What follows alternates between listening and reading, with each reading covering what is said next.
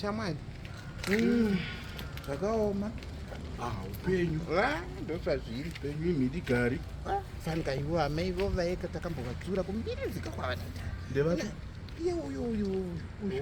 Wokuambiyano. Airoi hure sande kai. Kumbirizika kwa akadai. Apa izvizvani. Iwe zviitai zvikaizvi. Munamato wavo nemunamato watinopikira zvakatosiyana. Halo. Kwawiwa. Asi ndakuudza kuti kwawiwa.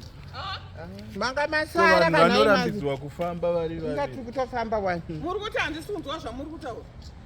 Kutaura kuti kudi. Muri kundinyeya kuti ndaita sei? Muri kundinyere? Kopiwa chigaro muchechi mhosva here?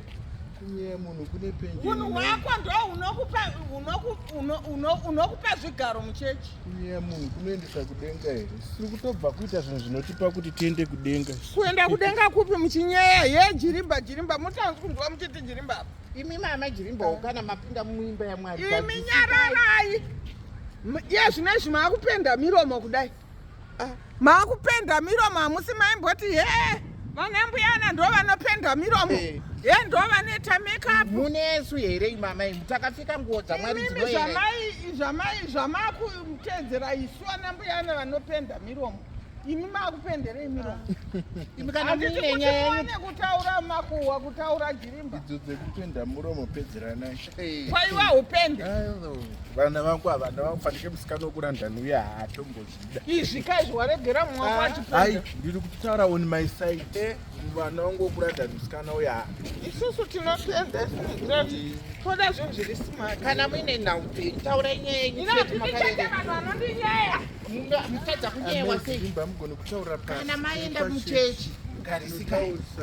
Mogarisika. Kwete kuti baba uri kuita mupiro. Imi maenda mainopfugama.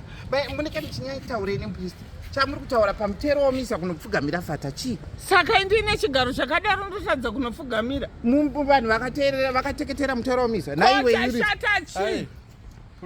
Chashata chii? Kumwe kubvengedzera kwacho hakudi pachechi. Ndakanyabvengedzera kuti kwainyama imani. Usaratidze unhu hwako chero nepane vanhu. Bebe. Chero pakanzi paitika chinhu kaunotoziva zvagara Wanikwa This is my character. Uri kusvinzwa mbuyarera. But sometimes character and it will never change. Kuti imi matindapfugamira pa. Sometimes you have to hide your character. Everyone has a character. Masista kuyewe. Kumafata kana kuna security chaiko. Munenge muchitsvagei. Saka chindichikorai kamakumba. Chikorai kamakumba angu. Chikorai makumba angu ai. Achikorai.